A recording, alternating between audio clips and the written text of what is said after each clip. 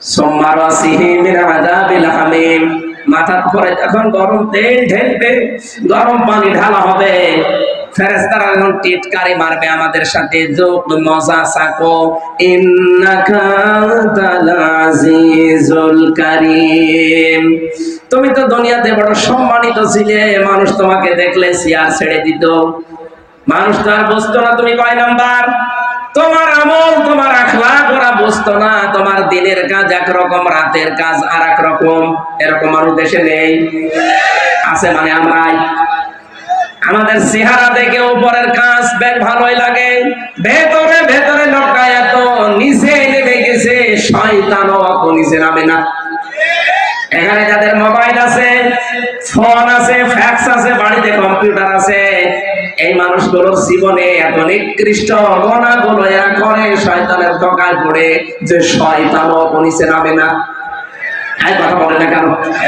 যাদের মোবাইলে আকাশ সংস্কৃতির মাধ্যমে, ইন্টারনেটের মাধ্যমে এমন এমন জিনিস নামান যেগুলো মা আর ছেলে এক জায়গায় বসে দেখা যায় না, স্বামী স্ত্রী পর্যন্ত এক জায়গায় বসে দেখবে তাও লজ্জা পায়, এমন কোন দৃশ্য যাদের মোবাইলে নামানো আছে এই মুহূর্তে ডিলিট করা লাগবে, নয়তো ফেরেশতারা আযাব দিতে দিতে এই শব্দটা বলবে, ইন্নাকা আনতাল আজিজুল কারীম, বড় সম্মানিত ছিল দুনিয়ায়, আজ মজা নাও।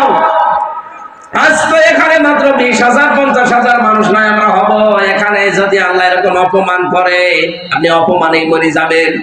কিয়ামতে কোটি কোটি মানুষ থাকবে, একটা বারের জন্য ভাবেন কোটি কোটি মানুষ থাকবে, এতগুলো মানুষের সামনে আমাকে ধরে আল্লাহ অপমান করবে যে দুনিয়ায় তোকে কেউ টের পায়নি, আজকে আমি সব ওপেন করে দেব, তোর মোবাইলে কি থাকতো আজকে আমি সব দেখাবো। বাংলার যুবক সন্তানেরা যারা মোবাইলে এমন দৃশ্য রাখেন, এখনই যদি আপনি মারা যান, আপনার এই মোবাইলটা আপনার বোন ব্যবহার করবে, এই মোবাইলটা আপনার মা ব্যবহার করবে, এই মোবাইলটা আপনার বাবা ব্যবহার করবে। কথা বলেন না কেন? বলেন তো আপনার কি মনে হয় যে মোবাইলটা রেখে গেলেন, যার ভেতরে অর্ধউলঙ্গ উলঙ্গ ছবি রেখে দিয়েছেন, এমন এমন নাম্বার রেখে দিয়েছেন, বিবাহিত মেয়েদের নাম্বার, পাশের বাড়ির প্রতিবেশীর স্ত্রীর নাম্বার, ভাবির নাম্বার সেভ করে ওলট পালট গল্প করেন যারা, এই মোবাইলটা কিন্তু আপনার বাবা ব্যবহার করলে সব দেখবে, আপনি তো মরে গেলেন। এটা যদি সত্যি আপনার বাবা ব্যবহার করে আর যদি ওই দৃশ্যগুলো মোবাইলের ভেতরে পায়, কি ধারণা করবে আপনার প্রতি আপনার বাবা বলেন? সুতরাং এই মুহূর্তে আপনার মরণের তো গ্যারান্টি নেই, বাড়ি যেতে পারবেন গ্যারান্টি আছে? বলেন বলুন, কোনো গ্যারান্টি নেই। এই মুহূর্তে ডিলিট করা লাগবে। যেটা নিচে দেখলে ভালো লাগে, আবু তালেব সাহেব দেখলে আপনি লজ্জা পান, আপনি শরম পান, এরকম কোন দৃশ্য থাকলে আল্লাহর ভয়ে এই মুহূর্তে ডিলিট করা লাগবে। কারা কারা করবেন হাত তোলেন তো। কি আছে মোবাইলে দেখি, এদিকে আসেন। না, আমি হাসির ফাঁকি দেওয়ার জন্য বলি নাই, হাজারো মানুষের এরকম চরিত্রের অবক্ষয় কিন্তু আরম্ভ করে ফেলেছে শয়তান। কথা বলে না কেন? আল্লাহ কিয়ামতের কঠিন ময়দানে আমরা যেন ধরা খেয়ে না যাই, সকলে বলেন আমিন। রব্বুল আলামিন বলেন, এই ঘরে সাকারে প্রবেশ করাতে দেরি হবে, তোর চামড়া খসে যেতে কিন্তু দেরি হবে না। চিন্তা করেন তো, ভয়ঙ্কর ঘর। আমরা রিমান্ডে ঘরের নাম শুনি, আমি যে রিমান্ডে ছিলাম মাটির নিচে, হ্যাঁ ওটা ভয়ঙ্কর ঘর।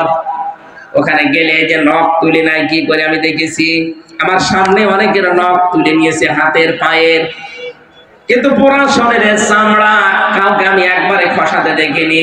চামড়া খসিয়েছে হয়তো হাতের তালুর চামড়া, এখান থেকে আস্তে করে ব্লেড দিয়ে কেটে আপনি চামড়া ধরে যদি মাথা ধরে টান দেন দেখবেন পুরাটা চলে আসবে।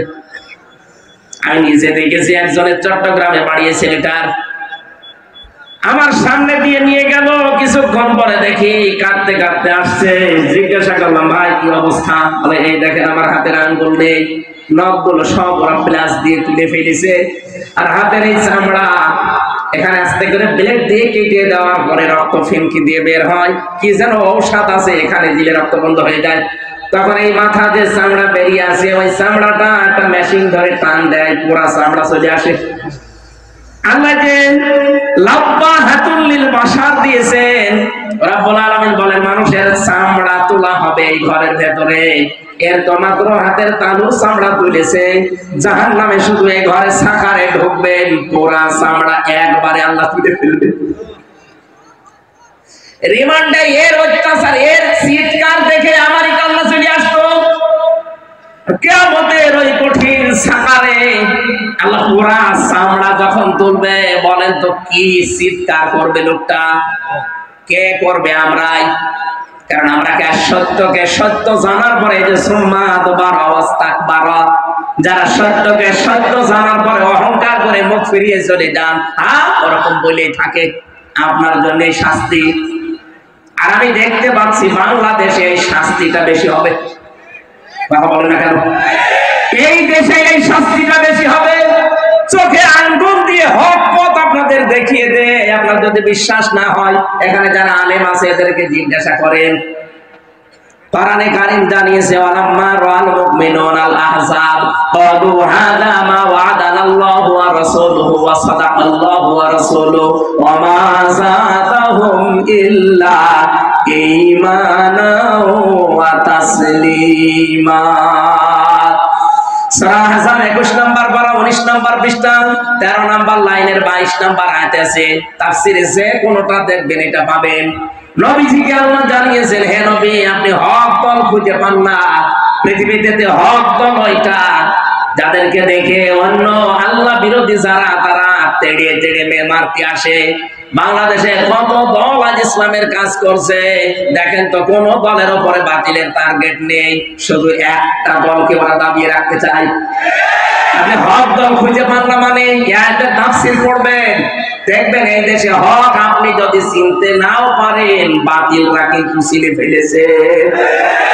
ওরা জানে যে এই দেশে আল্লাহর কোরআন কায়েম করতে চায় কারা।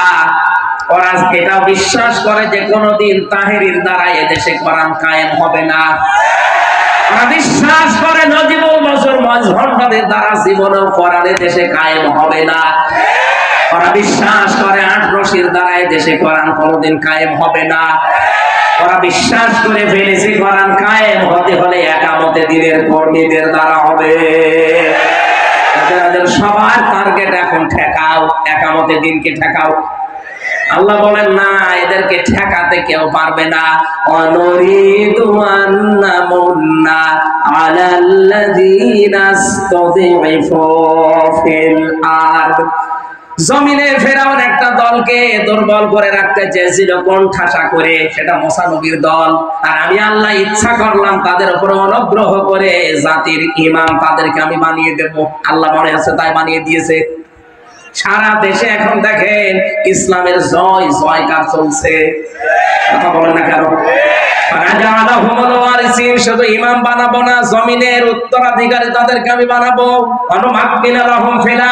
জমিনের শাসন ক্ষমতা তাদেরকে দেব।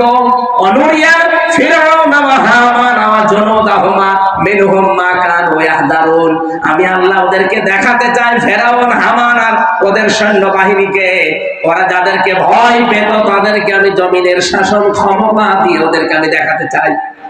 এই বাংলাদেশে 54 বছরে যাদেরকে কোণঠাসা করে রাখা হয়েছিল, যাদেরকে দুর্বল করে রাখা হয়েছিল, সূরা কাসাসের 5 এবং 6 নম্বর আয়াত মনে হচ্ছে আল্লাহ দেখাচ্ছেন। আমি কথা বলে না কেন? এই মানুষগুলোকে আজ আল্লাহ ধরে ধরে জাতির ইমাম বানিয়ে দিচ্ছে। জাতির শুধু ইমাম না, দেশের উত্তরাধিকারী আল্লাহ বানিয়ে দিচ্ছে। আল্লাহ এবার শাসন ক্ষমতায় বসাবে, কারণ কোরআনে কারীম 100 ভাগ আমরা বিশ্বাস করি, নাকি 98 ভাগ? আরো জোরে। আল্লাহ বলে আমি নিজে তাদেরকে জমিনের শাসন ক্ষমতায় বসাবো। এইটা এখন দেখতে বাকি আছে। আর আমার বিশ্বাস কোরআনের উপরে 100 ভাগ আছে। এই জন্য আমি দৃঢ় বিশ্বাস নিয়ে বলতে পারি, সামনের দেশ হবে কোরআনের দেশ। সামনের সংসদ হবে কোরআনের সংসদ। এটা আমরা দেখতে চাই না? চর্ম চোখে যেন আল্লাহ দেখার তৌফিক দেন। 56,000 বর্গ মাইল এই